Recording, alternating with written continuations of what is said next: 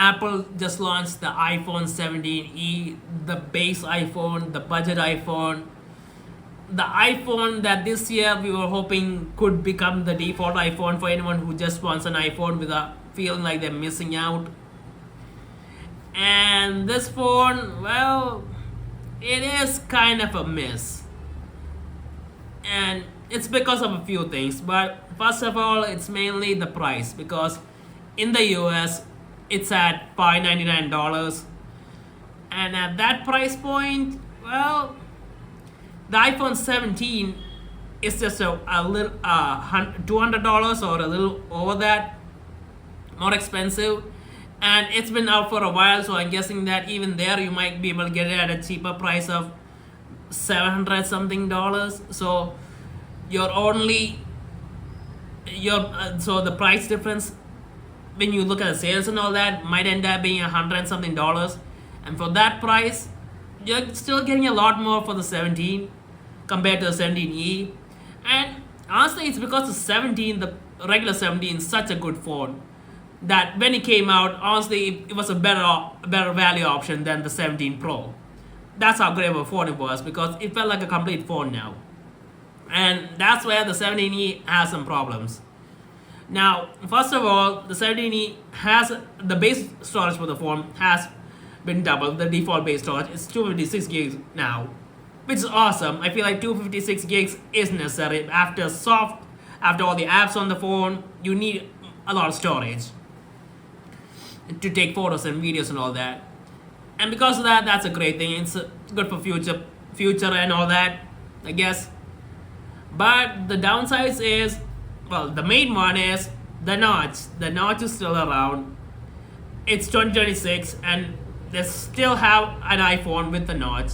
And that's really disappointing because I was expecting this phone to have the dynamic island.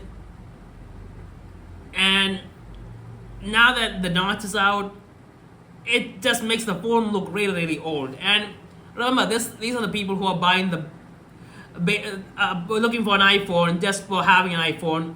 So because everyone has an iPhone and to show off having an iPhone. And for them, if they have the notch, they can't really show it off. They need the dynamic island. If the dynamic island was there, anyone looking at it from the front would think, oh, it's an iPhone. But if they see the notch, a lot of people would think it's an older iPhone. And because of that, that's a big downside. And then what else? The front camera. Well, apparently the front camera is still the regular front camera, the older one, not the new center stage front camera that can get a lot of people in the picture, which is an awesome feature. So anyone buying this phone is going to miss out on that feature, which you can get from the 17 if you only spend $100 something more. And the price difference, honestly, in India it's pretty much the same story too.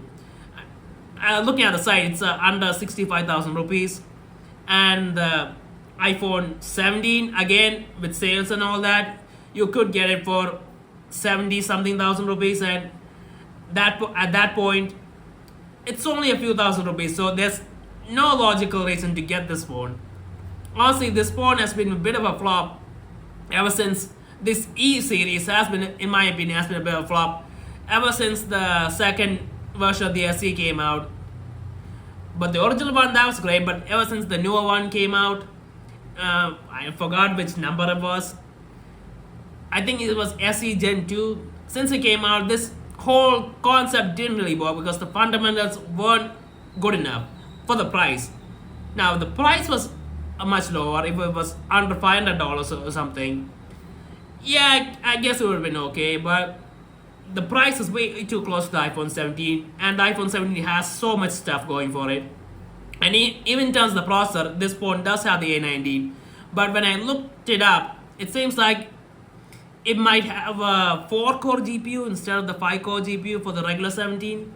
So I guess it's not the same on the same level as the 17 in terms of performance either.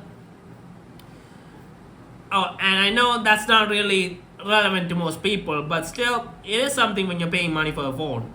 Considering how much this phone costs, that's the problem. When you're paying that much money for a phone, you don't want to miss out on stuff. And what else is there about this phone to talk about? Well, it doesn't. The chip is a little less powerful than the 17. The display is a very old display. It doesn't have the center stage camera. It only has one camera at the back. It doesn't have the wide angle lens either, so that's something you're missing out on. And the main sensor, I'm guessing it's probably the same sensor as the 17. Yeah, considering that, as far as I know, there are only two sensors, 40 megapixel sensors, that Apple's using right now, unless I'm wrong, which is a 48 megapixel, both 48 megapixel, but one has a wider aperture, I think, and lets in a more light. That's for the Pro models. So yeah, I guess in terms of the back camera performance, you will get the latest iPhone experience in terms of that, but everything else in terms of value, it's not really a great value. And it's 60 hertz. I forgot about that.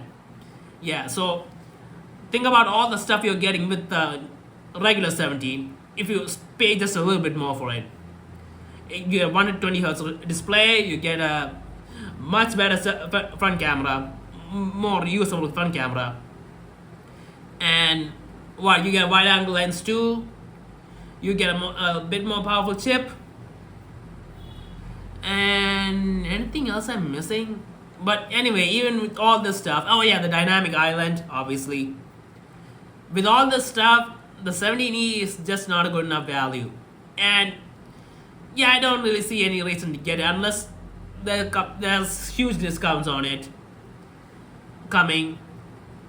I don't see any reason to get this phone, and feel like everyone should just go for the 17. And who would want to buy this phone? Well, I guess people who are on that tight of a budget, who want the iPhone experience, I guess they could get it. But even for those people, I'd say just wait for the sale on the 17, or just try to get some more money, because it would be worth it. Because the 17 is such an awesome phone. I can't really find any fault with that phone in terms of value. So yeah, the 17E, it's a miss.